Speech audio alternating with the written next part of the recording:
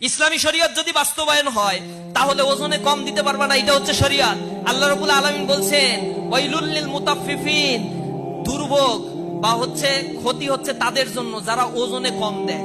যখন নিজেরা ওজন করে নেয় তখন বেশি নেয়, আর যখন আরেকজনকে দেয় তখন কম করে দেয়।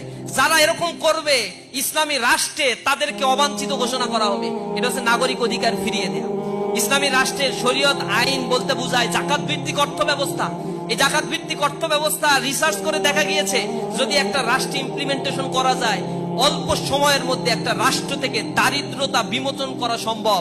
যেমনি ওমর রাদিয়াল্লাহু তাআলা আনহুর সময় জাকাত ভিত্তিক অর্থ ব্যবস্থা থাকার কারণে এক ব্যক্তি, ঘটনা হচ্ছে তিনি বস্তা ভরে দিনার নিয়ে হেঁটে বেড়াচ্ছেন, খুঁজতেছেন জাকাতের টাকা দিবেন কাকে দিবেন, খুঁজে পাচ্ছেন না। একটা পর্যায়ে এক লোককে পাইলো, উস্কো শুষ্ক চেহারা এবং একটা বস্তা নিয়ে ঘুরে বেড়াচ্ছে। এরপরে সে জিজ্ঞাসা করলো যে বাবা, তোমারেও তো খুঁজতেছি আমি, জাকাতের টাকা আমার অনেক রয়েছে, এটা দেওয়ার লোক নাই, তুমি এগুলা নিয়ে আমাকে মাফ করো। ওই লোকটা বলছে, এই তোমার এটার মধ্যে কয় টাকা আছে? তুমি কি জানো আমার এই বস্তার মধ্যে ঠিক এরকম পরিমাণ টাকা নিয়ে ঘুরতেছি, জাকাত দেওয়ার মতো লোক খুঁজে পাচ্ছি না আমি।